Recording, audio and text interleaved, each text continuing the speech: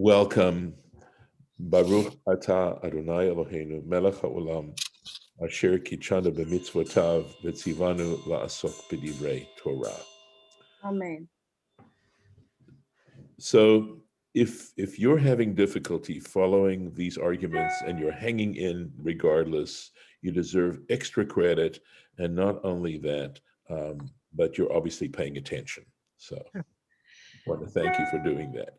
So yesterday, Shira Beth pointed out a difficulty, and that was that we had these two opinions on why the word ziruz, or why the word tzav is used in this particular parsha, as opposed to in other times when God tells Moses to command people, doesn't say tzav.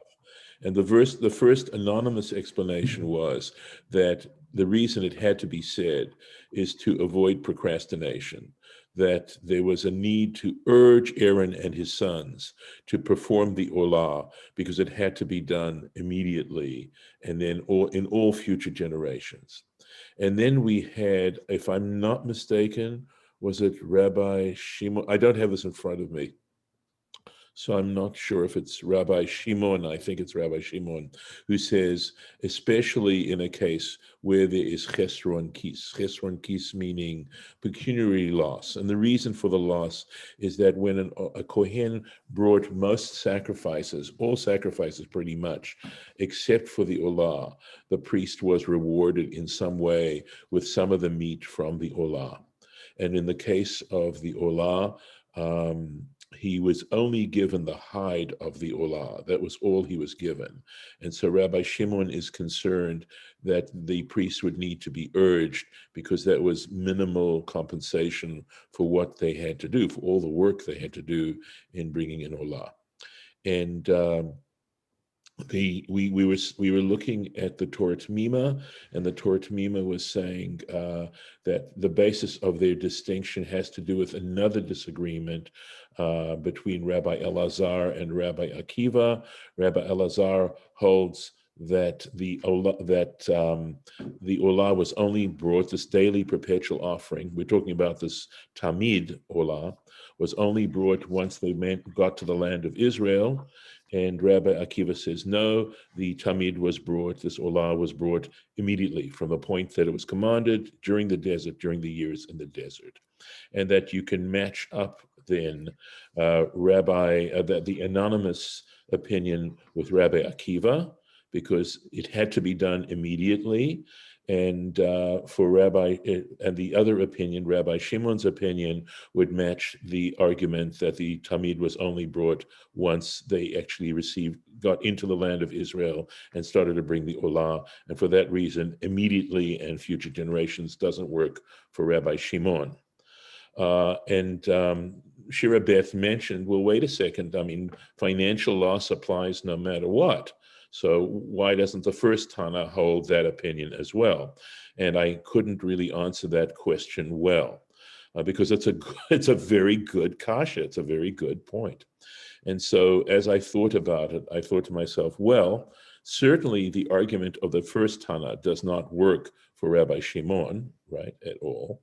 But on the other hand, the first Tana may want to actually emphasize the issue of procrastination, and sense that that was a more important issue, that procrastination was more of an important issue in preventing, let's say, or unmotivating the Kohanim to do what they needed to do, as opposed to pecuniary loss. And a thought that I had, and you're probably going to say, no, this is wrong. You're wrong. Yeah. Well, like there's a difference between lying, directly, and not stealing, not telling, omitting telling the truth. They're just, it's a subtle difference, but it's different. So maybe there's a difference between suffering the monetary loss of, and not being rewarded in the same way as with other sins. Yes, I was thinking as you were saying, and perhaps I wasn't giving you sufficient concentration, but the fact that the truth is, not everybody gets upset about not being paid for something. Not everyone would look at it as monetary loss. I mean, there are some people for whom money is a very, very important issue, such as if you're offered $9 million for doing nothing.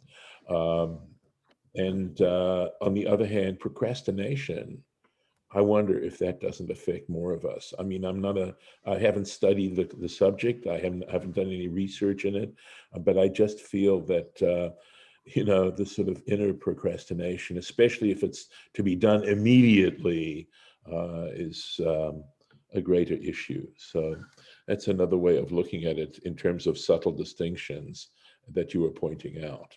And procrastination, of course, can cause monetary loss. Yes, it can. It certainly can. There's a proverb about that, by the way, right? That putting things off and putting things off, and then the roof falls in. Yes.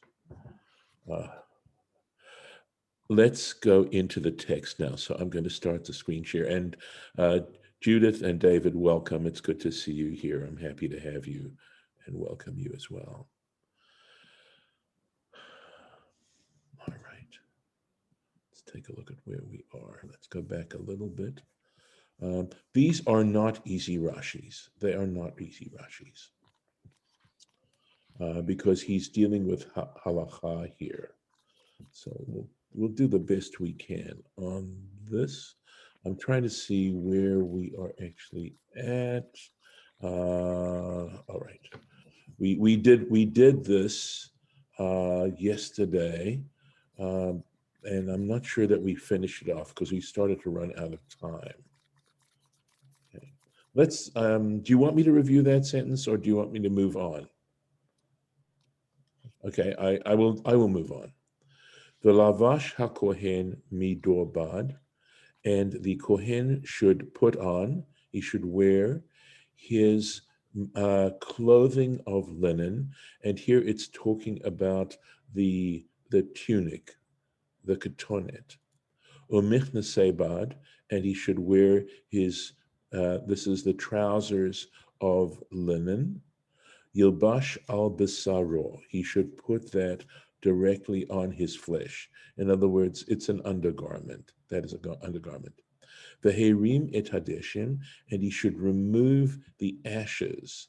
Asher tochal ha'esh, which the fire has consumed, or with which the fire has consumed et ha'olah, the olah sacrifice, al hamizbeach, on the altar, the samo etzel hamizbeach, and he should place it next to the altar. And you notice, of course, how few verses from the actual Torah are in each page compared to tons and tons and tons of commentary.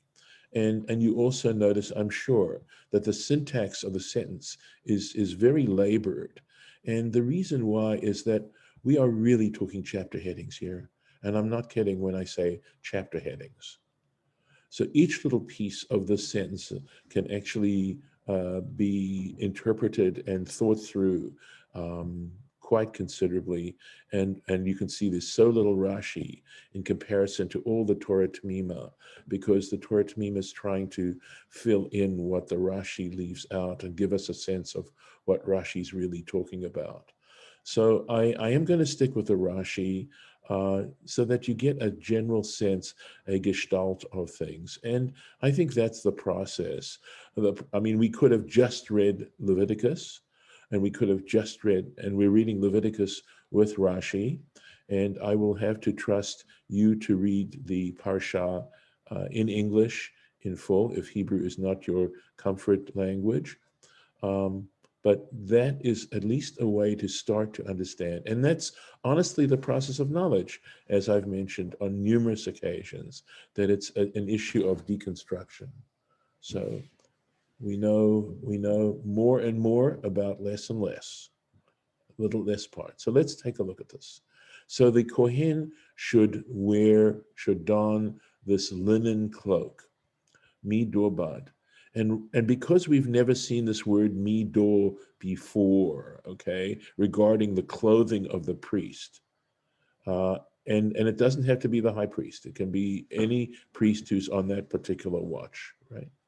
He haktonet, Rashi tells us, that's referring to the garment that is called the ketonet, the cloak or the tunic. Umat, so that of course immediately pushes a question, which is Umat Talmud Lomar Mado, okay, or Mido, excuse me.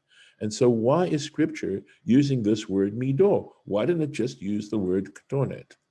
Shetahe kemidato. What scripture is trying to teach us is that it has to fit him well. It needs to be sized. So it has to fit his body appropriately, sized according to his body. Al basaro, so it needs on his flesh. And this is the case where it's talking about the trousers. Shelo, and I believe here's the question. This is again, this raises a question. Is that in this sentence, does it refer this issue of it should be on his flesh only refer to the trousers, or does it refer to the ketonet as well?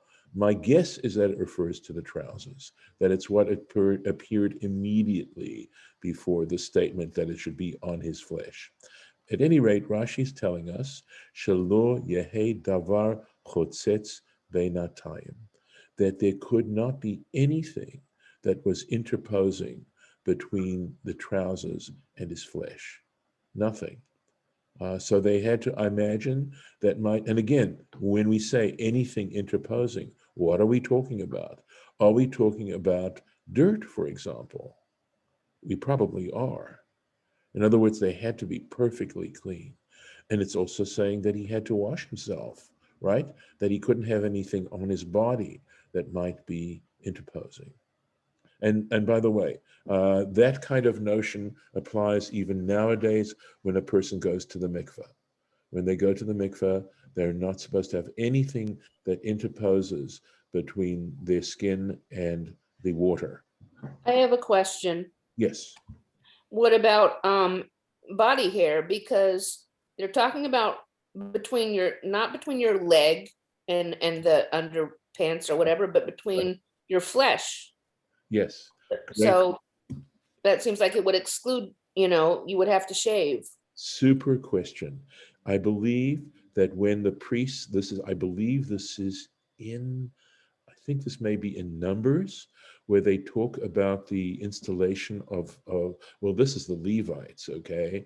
And they talk about shaving them. It's quite possible that the priests had to be shaved. It's possible. Although you don't, the issue is, can you consider your body hair to be part of your flesh, part of your skin? I think that's a legitimate question. And your question itself, of course, is totally legitimate and is probably under investigation within the material that looks and meditates on what we're reading. But you can see how this is just, the written Torah, which is what we're looking at, is merely a surface of so much that is actually underneath it. Let's keep going. Lauren, I don't know that I've answered your question adequately, but at least I've tried to, delve into into the issues of the question a little deeper. Yeah, it's fine. I mean, you may not know an answer because it may be buried somewhere in, Right. a particular opinion, but Right. No. I can tell you there are people with such encyclopedic knowledge that they would be able to answer that question categorically. So again, moving into the sentence, Vaherim et hadeshin.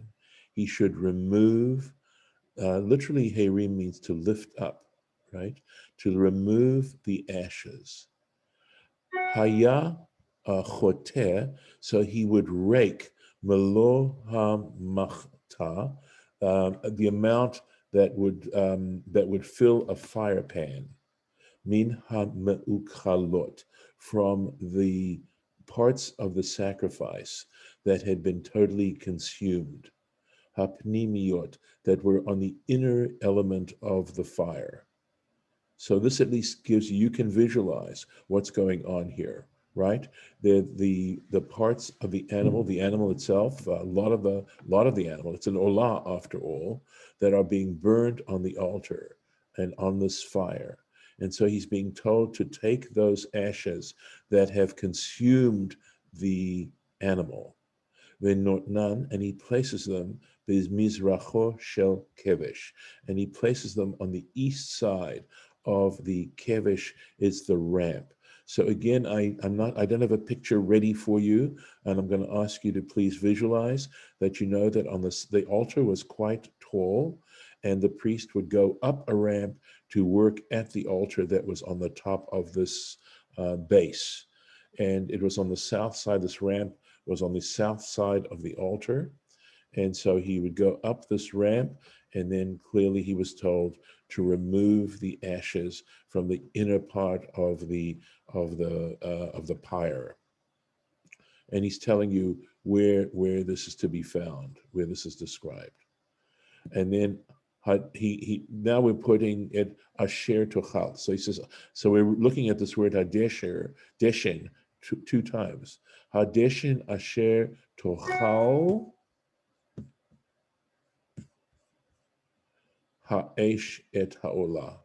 So we're talking about the ashes of that with which the fire has burnt, or through which the fire has burnt the olah sacrifice.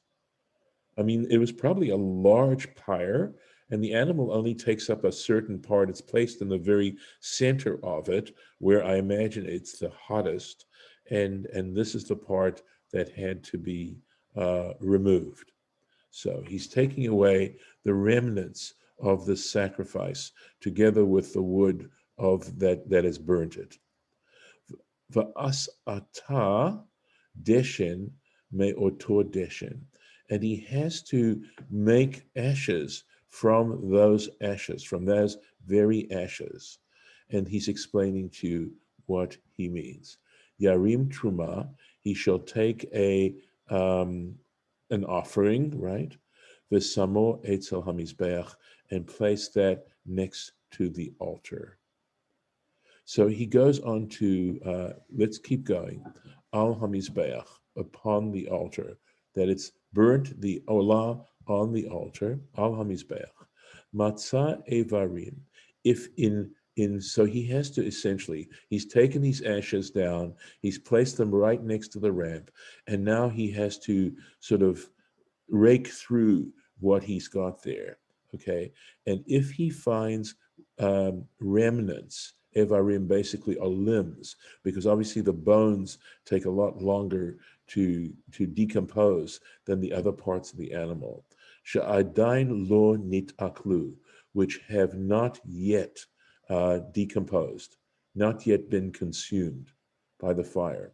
Machsiran al hamizbeach, he has to place them back, return them to the altar. La'achar shechete gechalim, after he has basically stoked the coals, stoked the embers, Elach va'elach, here and there, venatal min hapnimiyot, and he has to take from the innermost part of it, shene'emar, because it says et ha'olah al hamizbeach. That when he removes it, he has to take the olah while it is on the altar. So the animal itself has to have been consumed on the altar before its ashes can really be removed. And this means Barashi Yashan.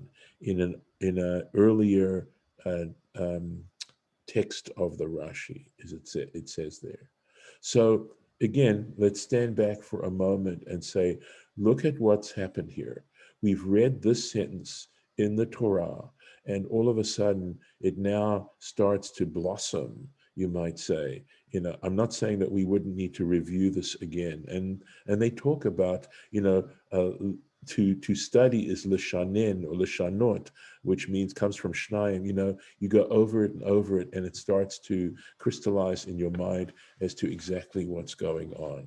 So if you don't understand it fully the first time, besides which, what do we mean by understand it fully, right? This is so much, there's so much to peel away. But I hope this is nevertheless both, it has to be interesting and educational and helps us understand better on a whole bunch of levels. We can stop here for a moment if you have some comments. I'll stop the share for a second. Well, I have a comment, and if it's too off to the side, you can choose to ignore it. But you talked about a word, harim, I think that you said was going up or something. The harem means Yeah, to. and I've just noticed so many words meaning going up or up, like, there's lot obviously, and there's terumah, which is related to the ram going up and every, I mean, just so many words meaning up or going up. And it just seems like more than other words, it's just being like every once in a while, you say, this means going up. I'm like, oh, this too? And it just like clicking in that there's so many words. Right. Naso, for example, means to. Not, there's another one, right? Yes. So what that's generating for me is the thought that we want people to know that there is an opportunity to draw close to God, that there really are many senses in which one can be uplifted. Oh, this is really good. I'm glad I asked. So now it's like, okay, it's just a means of getting to God, because God is in, at least Metaphorically, metaphorically up, metaphorically. right? But it's like, you could take a ladder, you could take an escalator, you can take an elevator, you can whatever, but and each of those is a metaphor for whatever spiritual path, but you're going up to. Okay. Many years ago, it occurred to me that the essential purpose of religion, of formalized religion, is to give meaning. That what the worst thing that we can sense is that our life is meaningless. That's the worst feeling we can have. And I have a theory that, and Shira Beth, you might enjoy sort of expounding on it. You may have already, but there is a certain ennui, a certain depression existential depression that people have because they've abandoned religion. And so they are no longer focused on seeking meaning in a profound kind of way. And so people seek meaning in an immediately satisfactory, in ways that they feel are immediately satisfactory. But the problem with that is you're left holding nothing. It's satisfying. And then it's like, when you have an experience, or if you experience a meal and you leave that meal feeling satisfied, right? There's a great taste in your mouth. There's a sense of your appetite having been satisfied, etc. Well, we have spiritual appetites. And the truth is that, millennia ago, human beings, the very first thinking human being, would have asked themselves this question: Why was I? Why am I conscious? Why am I experiencing life? For what purpose is my existence? And all the problems I have to face and stuff like that. So when you add it all up, what does it really mean? And the truth is, I think, is that religion, that not just Judaism, but any religion worth its salt, is trying to find ways in which, as human beings, we can find ultimate purpose to our existence. And doing that in the presence of something that is, we look at the universe and recognize how far beyond it is of our understanding and comprehension. And the little that we do comprehend generally makes us feel very humbled by the enormity of it. And to think that each one of us is given the gifts in which to shine, in which to play a part of the ultimate source of all of this. I agree, but I have to like amend this a little bit, because I think about somebody like my father, who wasn't a religious man, didn't, I doubt, believed in God and in any traditional ways of getting to God, like prayer and mitzvot or anything. But he had a purpose in life that became clear to him as a young adult, Yes. and that he had on so many different levels spent his life, fulfilling this purpose. And he was certainly doing God's work without the awareness of it. Right. What was that purpose? What was his mission? Incredible work. It's hard to explain in anything other than the word do-gooder. But professionally, personally, in so many ways, he was always helping people who needed help. And so were his parents, by the way. But also there are people who are very steeped in religious study who just don't get it. And their understanding and lifestyle doesn't really match their noble study. So I think that you're right, but not everybody understands it that way, and that you can be on a spiritual path without knowing it, and you can think you are when you're not. I agree entirely, Lauren. I really do. I do.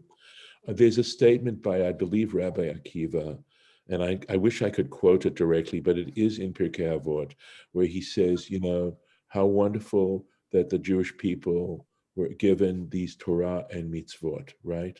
But then he says, and even more so, that they realized that these are Torah and mitzvot, that they recognize that they're connected to this ineffable and infinite source of everything. So not everybody has a need to parse things out the way I just did. But I absolutely agree that I know of many people who are not religious, who wouldn't say they believed in God. But I try to, I use that flip response with, maybe the God you don't believe in is the God I don't believe in either, right? So it has to do with, a desire to try to articulate something that is very hard to articulate. And some people have a need to do it, and other people don't have a need to do it. But what really matters ultimately is that it's being done. And your father was a person who was doing it. Would he have, I never met your father. I don't know if he suffered from any depression or feelings of frustration. I would never claim to you that I don't face sadness myself, or even stuff that borders on depression. But I will tell you that so often when I do study Torah, it lifts me from that depression. It's amazing how it can happen. This is why I'm back doing what I'm doing, and then doing something new, which is studying with everyone. And I use, the morning services also, and Saturday to study. And then the singing Shabbat, it's exactly what we're talking about right now, is my desire to uplift, to elevate, and to have people who are maybe struggling, with this concept of God, to come and have a place to that they are inspired to look more, because I don't do it deeply, I don't go into intellectual things deeply, yet there's this spirit of elevation. And I'm loving studying this stuff, by the way, because it keeps bringing up why I'm here and why I keep grappling with the really tough stuff that I find distasteful and would turn me away, except there's this burning spirit inside. And I think it's from all the generations, all of our ancestors that have done the same thing and faced these things together. Thank you. We have to stop, I'm afraid. It's 8 o'clock. And on Wednesday morning, there is a Shiva service at 8 o'clock, and a lot of people will start joining. So I probably would have to stop earlier so that people can join and not be recorded. I'm going to stop the recording now. Thank you for being with us today.